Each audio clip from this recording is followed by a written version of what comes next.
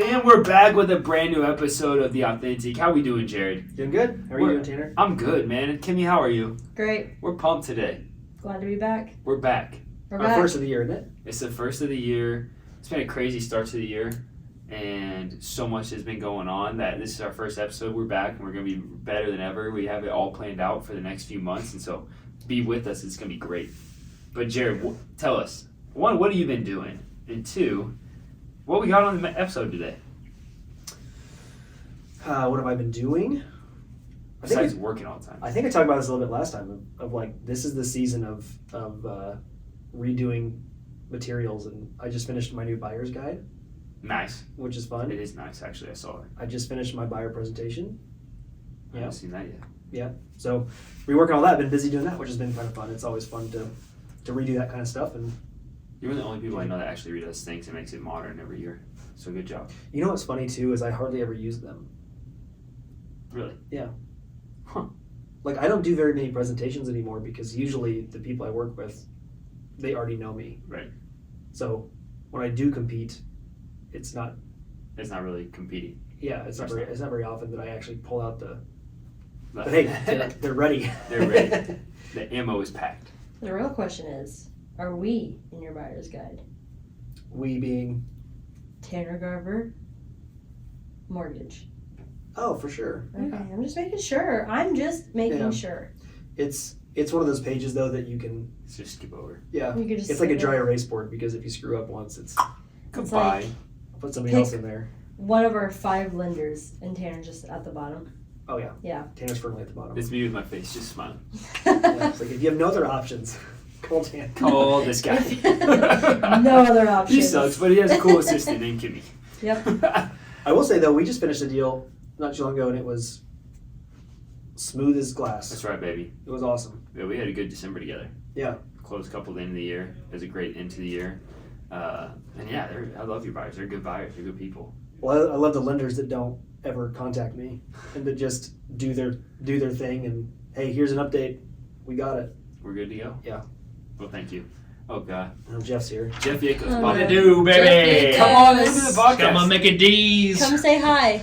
What's up, guys? If you haven't been using the McDonald's app, you should do it. I just got a second quarter pattern cheese for 29 cents. Hey. What? What happened to DeBross? No diced onions. Well, I got a thing for Mickey D's. Sorry, I'll let you guys Alright. continue your thing here. Okay. Glad to Thanks have for you. stopping by. Bye. Bye. Okay. That is the most on-brand Jeff Yakos thing that ever.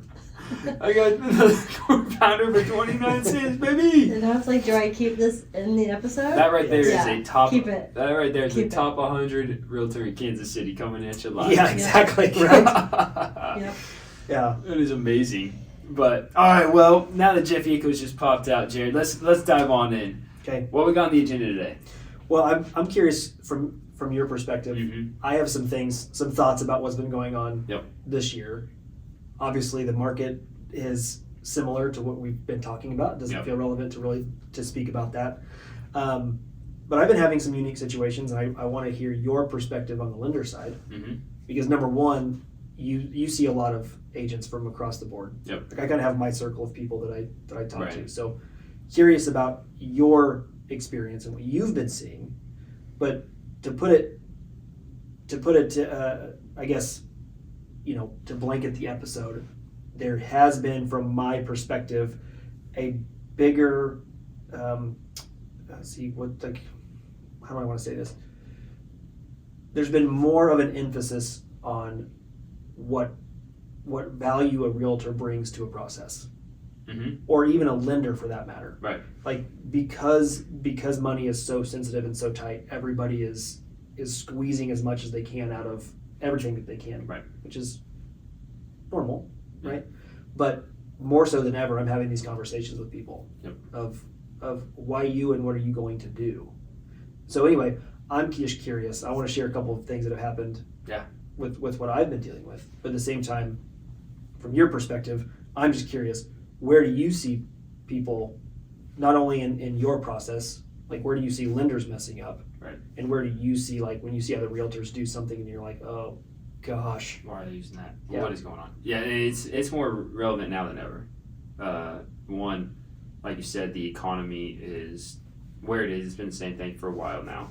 But with rates where they are too on the lending side, people are talking to multiple lenders and quote unquote shopping around and trying to save every single penny they can, which has changed the whole perspective of what lending was. I mean, the whole lending game has changed from where it was 2 years ago. Completely different ball game where you have to be on your toes and you have to be able to provide that value and something different than everyone else, because quite frankly, there's always going to be someone out there with a better rate or something better that's cheaper, just like a cheap brokerage or a zero T, whatever they're called in real estate, that you're going to have to provide something of value.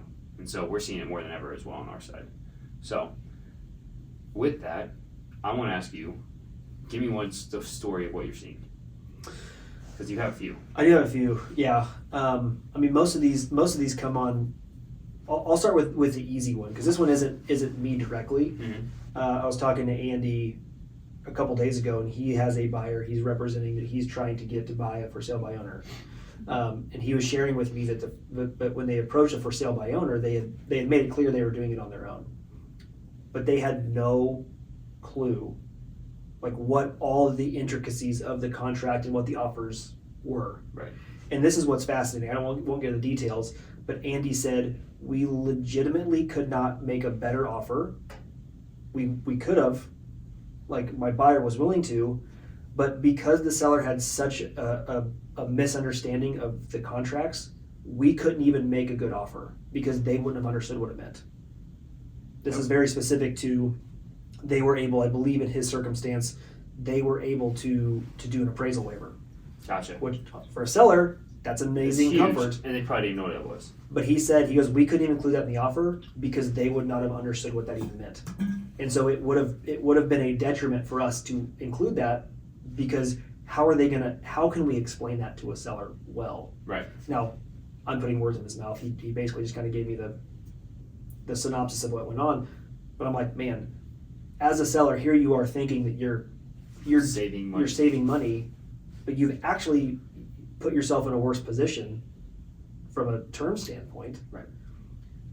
I just think that we were talking earlier, people have information overload. Yeah, that's and feel exactly like they what can the issue is. do anything. Yep.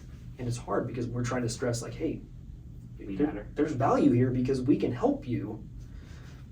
But I Right. thought that was fascinating. That It is was kinda sad. fascinating, and you're exactly right. One of the biggest issues I see is like you said, is the information overload of you have access to so much in this world right at the palm of your hands and your cell phone, that you turn around and you can see, for instance, on the lending side, you can see rates by typing in mortgage rates. So you can see all of these items, or go on, quote unquote, go on TikTok and see how to start investing in real estate. And you watch one video and think you're the best there ever was at it, right?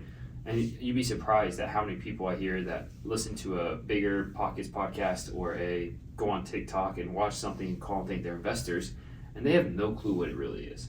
Zero clue. Right. But they don't want a realtor, and they don't want, they want whatever the cheapest you can possibly do, or like what's called a DSCR loan, different things that they just hear about that really doesn't make any sense for them to do because they just heard it online. Right. And so yes, do I think the internet's amazing because you can access so much? Yes, obviously.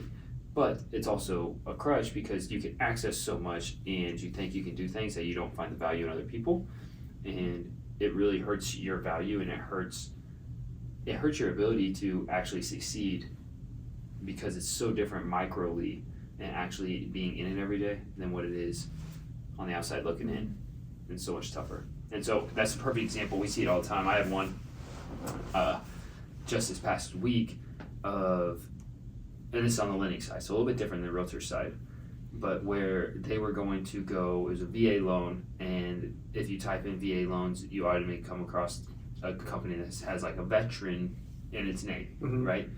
And they showed their rates online, and their rate was like 0.5% lower than mine, and the person's like, hey, we're switching to this. They didn't read any of the fine print. They go through their whole process. I'm like, okay, just get the quote from them, send it my way, and we'll see what it looks like. They didn't read any fine print. They were charged 1.5 points to get that rate. Their rate was actually 0.5% worse than what we were offering, but they didn't see that because they just got caught in the online marketing. Right? But they see those things all the time, and people are so tight on trying to save money right now that they completely miss the actual value that's been added to them of someone that's explained the process A to Z and been with them holding their hand. That happens all the time right now because of where the market is. So that's one example on any side. Yeah, I've got a quote that I've had this saved in my phone since 2021. If all we needed was more information, everyone with an internet connection would live in a mansion, have abs of steel, and be blissfully happy.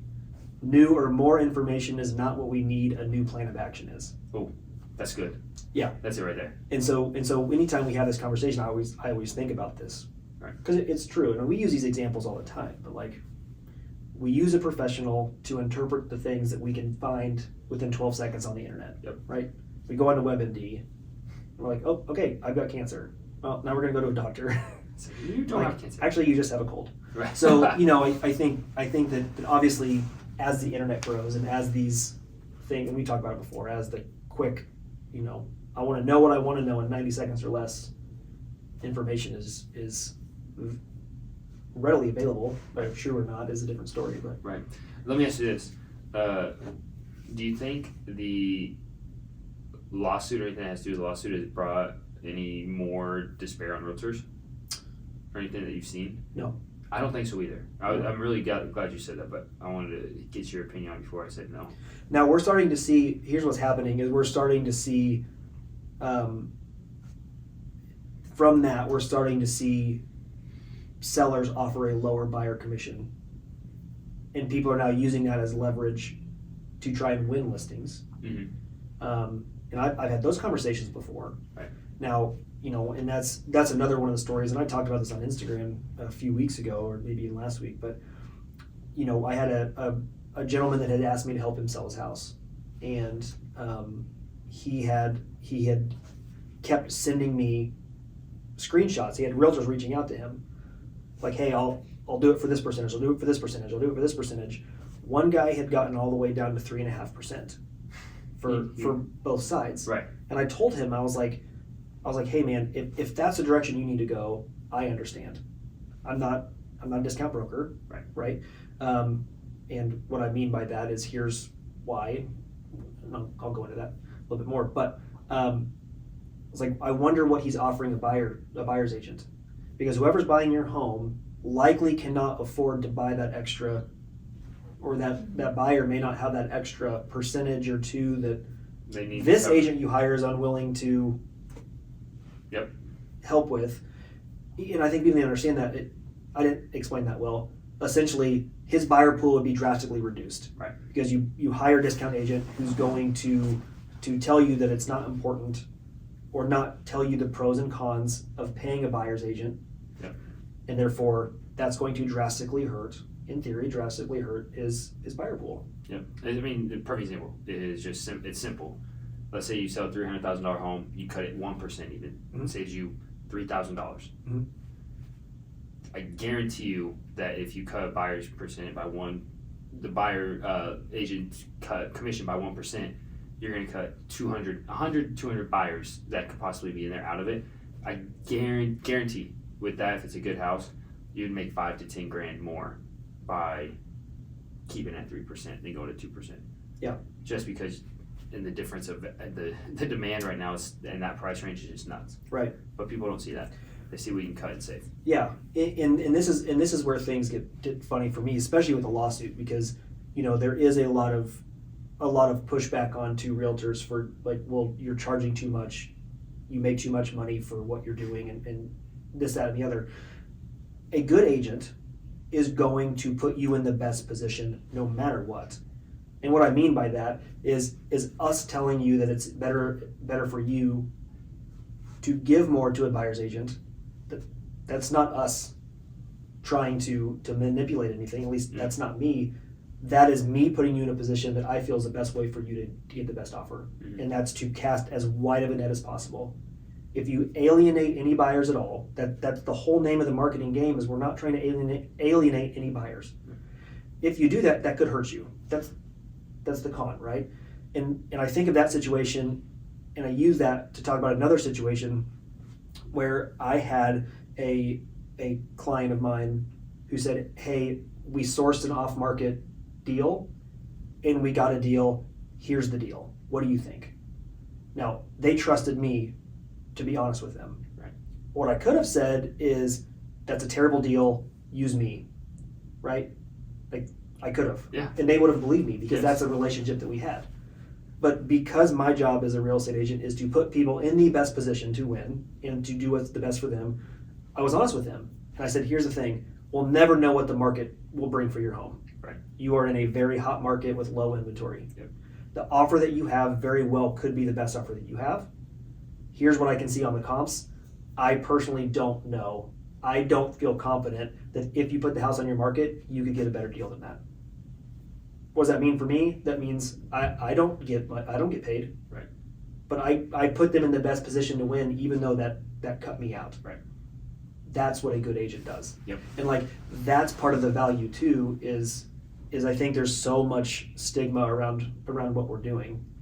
But legitimately, like, the good agents out there are doing that kind of thing. Yep. And saying like, hey, yeah, this may not be what's best for me, but it's best for you. And that's ultimately what's important. And those are and that's why I want to talk about it today, is because that's what's happening right now. Is there's so much stuff going on. There's so much stuff that people are consuming with the process in general, that what feels easy or what feels like we're saving, it really isn't. It's not saving at all. Yeah. You're hurting yourself when you're saving. Right. And even with the guy that, and again, this is what I posted online, is even with the guy that said to me about, hey, I'm getting offered this. I said, that's great. Let me help break that down for you. Here's what that looks like. And we can look up agent stats. Yeah. And I did, and I shared this. I'm like, that agent in the last year has only sold 5 homes. His average days on market is 60 days. His average list to sales price is 94%. So that tells me that you're going to pay an extra 2 months of mortgage. Right. Right? So in this instance, you're trying to save $5,000. That's a Your list lot of price money. is 6%. Right. But guess what? You're going to lose out on, in theory, 6%, even more than that. Right. Because some people's stats are well over that. Right. You're going to miss out on that 6%, and you're also going to pay the 2 months of rent to save $5,000. Like, that's not in your best interest. Right. It wasn't. And we can actually look that stuff up and say, well, yeah, in theory, it sounds great to save a couple percent, but here's what that probably looks like for you. And this particular agent had a home listed in Johnson County, mind you, under that $350,000 threshold, that had been sitting on the market for 57 days. Which is extremely rare. In this market, to have a house in Johnson County, Extremely rare. something has gone wrong. Yes. So I think so much of what we need to do is to help tell people that. Like, I didn't go to them and say, oh, I'm going to get you more money. Now, I have the stats to say, hey, if you stay with me, here's what I can provide. If you choose to go this direction, totally fine. You need to know what You're getting into. what you're potentially getting into. This is what you're paying for. Yeah. Or So- not paying for.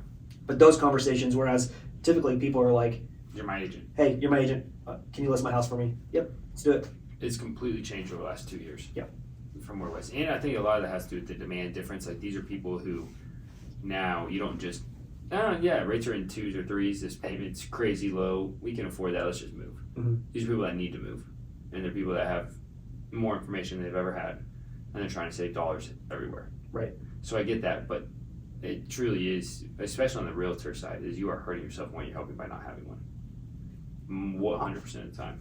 And I see that on the lender side too, with agents that I work with. Because as a lender, I work with, like you said, I worked with over 100 agents last year. And you know which ones are actually providing value and which ones are good compared to the ones that you're like, yeah, I'm going to work for my agent during a transaction. That is wild how much I hear that. Do you ever step in and say like, hey, that's not normal, or you should? Yes. You do? Yes, but it's too late because they're under contract. Well, yeah. And Do you have an example of that though? Like something that outlandish that is probably totally normal for us to be like, well, how could somebody not think of that? But yes, so one that comes to mind was in November.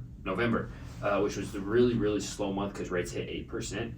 And this agent, I'm not going to name names or anything. I call what's commission breath, where they haven't done a deal in 4 or 5 months. They have family at home. They had to get this deal done. There was legit bad foundation problems on this house that instead of canceling the contract, they did get a little bit of seller help on it, but I had my foundation guy go out and quote it for them to help because they didn't have someone to call. Really? And the agent didn't help provide that. It was one of the worst deals I've ever done. Yikes. And I couldn't help get him out of the contract. They ended up getting, long story short, they ended up getting seller credit and purchase price reduction. But I had to send my guys out there because this agent was just wanting to close the deal. But how did you know that was needed? Like, did the buyers Told me. They're like, hey, we got foundation issues. We don't know what to do. We don't know. They said we don't know if we're going to close. They said straight up said we think we're going to cancel the deal. We have to get foundation person out there. Do you have anyone you recommend? I was like, yeah, it's your agent. I've never worked with this agent before. Put it that way, because all the people I work with, good people. Never worked with this agent before. Never worked with them again. So I gave him my foundation guy to go out there. He went out and looked at it and was like, this is how much it'll cost. This agent did come back, was thankful for it, but did not provide anything like that. In the first time, I was like, this is terrible. This is going to cost a deal. This is literally a lot of money. Right. And did not help. So there's bad agents out there too. There is, but that's in every industry. Yeah. And that's why it's good to have someone that's not a discount broker agent. It just is, in my opinion. There's people that have commission breath, and a lot of them work for that. And Right. that's commission breath. You just want to close the deal. Doesn't matter what the buyer or the person wants in interest. So it's crazy. Lender side the same way. Same way on the lender side. You see so much of lenders that are gouging and cutting prices that people don't even know what they're buying, or if they're in an adjustable rate mortgage, or if they're doing like anything. They don't understand it, but they're getting the lowest deal and they see a number, or they go with someone like Rocket Mortgage because it's online and they have great marketing, and they hurt themselves more than they help themselves because they don't understand what they're doing or what they're paying. So where is that, when you talk about the fine print, if somebody sees this big flashy number that's a Rates at percentage, 5.25%. right, how do they find, Yep, great question. So whenever you see that online, like let's say you just Google, like literally if you Google mortgage rates Kansas City, whoever comes up on it. can I do it right now? Yeah, look at it. And anytime you see a rate pop up, there's always a disclaimer section where you can see what actual fine print is on the rate, and it usually involves 25% down, 780 credit score. They have to legally have that somewhere. Okay, hang on, let me stop. What am I clicking on when I Google that? Let's go see. So the first thing that comes up for Who comes me up? is bank rate. Bank rate, NerdWallet, US Bank, Zillow. Go to US Bank. Okay. So the other two are just have you send you to another lender. Okay, today's 30-year fixed mortgage rates, 6.625. Yep. You just scroll down right underneath that. Okay. These rates, APRs, monthly payments, and points are current as of today and may change at any time. They assume you have a 740 plus FICO score and a specific down payment amount as noted below for each product. They also assume that you'll purchase with up to one discount point, which is 1% of your loan amount, Oh. in exchange for a lower interest rate. So if you go down, it tells you exactly what it is. It's like that 30-year at 6.625, you're charging 0.627 points just to get that rate. But you have to scroll all the way to the bottom to even see that. And every lender does that when you look at online lenders. Interesting. Because, yeah, that's right there. They also assume that you will purchase up to one mortgage discount point in exchange for the lower interest rate. And no one ever sees that because, like you said, I couldn't even find it for a second because it's all the way at the bottom in the lowest discount in the price. And so it's like, great, here's the rate I'm getting. Yeah, let's see it. That means you're paying an extra $5,000 to get that rate. Mm-hmm. Doesn't make sense. Right. But people get it because it's marketing. So you just have to be careful. Now more than ever, it's good to have someone valuable on your side because you need someone that walks through. And the amount of times I've walked through other lenders' loan estimates to show them it is unbelievable. So what about, so now I think for the rest of the year it's going to be very difficult for people to get into homes. Mm-hmm. It's going to continue to get even more difficult. Mm-hmm. So what are you telling people? Like, and I've even had people that have reached out, which I think is great, and said, hey, we're thinking of doing this later. Where do we start now? Yep. I think we've talked about that quite a bit. We've also talked about the benefits, obviously, of good lenders, good realtors. Right. Specifically, though, let's just say that somebody comes to you, they're already working with a good agent Yep. that you like and know and trust.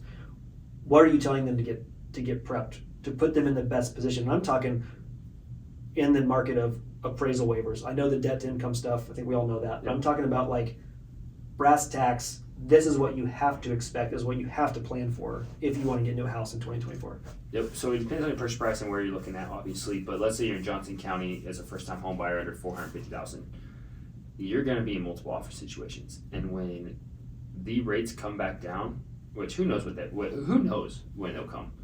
But if they do, we've already seen a very vast uptick in mortgage applications already this year. And so it's going to happen. And so to prep for that, you need we get people in our systems instantly. I have people apply even if they're not looking for, say, they're not looking for 6 months, because I always tell them you need to get with your realtor and be ready with your budget, ready approved, know what your down payment, know exactly what it is, because if a house pops and you don't act on it, you may not see that for another year. You may not.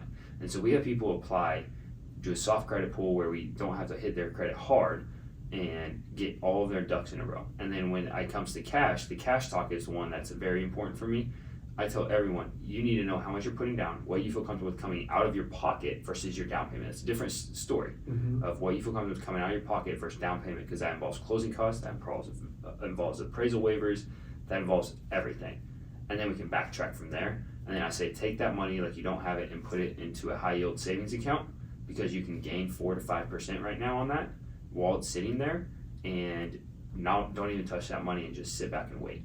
Then in 3 or 4 months, let's say when it's time's ready, we have everything documented, we're ready to go, and you know where your money is, so you're not stressed at all. I send a budget sheet where they can see what their monthly payments look like, so they know everything, because in this market, even if you're not looking for 3 or 4 months, you should get on a search, be ready to go, have your money ready to go, so when it does come, you're ready, because you're not going to have 2 or 3 opportunities like you've had in the past for a house. That's good advice. I've never heard anybody say that. So yeah, we do a lot. We do a lot of.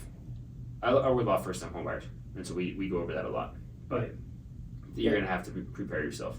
Because the cash is the down payment plus any cash that needed for Anything. competition is always the sore subject. Yep.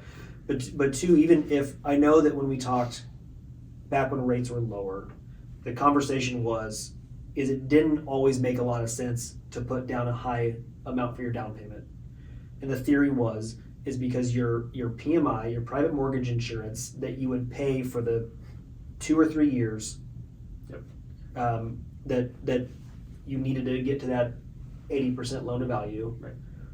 was a much lower number than if you were to put an additional $20,000 down. Yep. Is that still true? Is it still beneficial for people? Let's say I've got a 10% down payment Yep. or a 20% down payment. Is it still beneficial to say, that's great, we'll use it if we need to.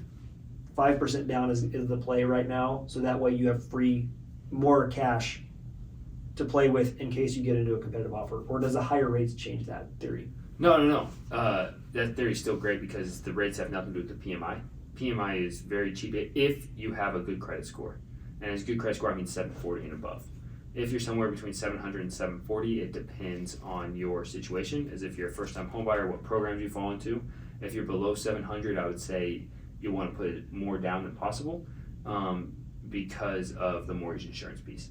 But if you're above 740 and you have the cash to go somewhere between 5 and 20%, you'll make way more money by putting that money in the market or using it as an appraisal waiver, or using it as cash, or for renovations in the house, than if you'll be 50, depending on the loan amount, because it's percentage loan amount, $50 to $150 a month if you have a good credit score. And it's like, okay, I can put that in the market and make $300 a month.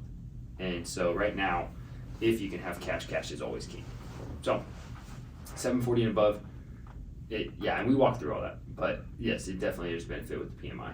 So what is one thing, like on the agent side, and then we can wrap up so we're not just ramble all the way, but on the agent side, let's say we have a buyer that's getting ready to, like you said, 3, 4, 5 months from now, they're locked in. What are you doing? What are you saying? I think it's all about research. So the new strategy is finding, and I went to Nashville a few weeks ago to go to this conference, and this was one of the greatest things that I've heard. We've kind of done this a little bit, but it was much different than what I suggest now, which is that research phase is finding what is now called the catalyst home, the one home that you're using as a benchmark to compare every other home. Okay. And so that research phase where we are actually seeing homes, but we're not seeing homes that we're going to buy. We're seeing homes that we know we would want to buy when the time comes. So that way we find a home, we know exactly what we don't want. So when you are ready to pull the trigger, we have a catalyst home and we say, okay, this catalyst home, the one that you would buy if it was ready when you were ready, Right. is a 4-bedroom, 3-bathroom in Overland Park. Right. We know that. We know the square footage. If we see homes that don't hit that criteria, we're not ready. we're not doing it. Yeah. So we have that one to compare it to, and then anything really at or above that, when the time comes, we now know. Right. So to get that research phase out of the way, I think is very crucial. That's so smart. Yeah, because then we're not really necessarily talking about price, because prices are going to change from 4 months from now, but we have that home. Mm-hmm. Okay, how does this home compare to the one? Because a lot of times this always happens organically.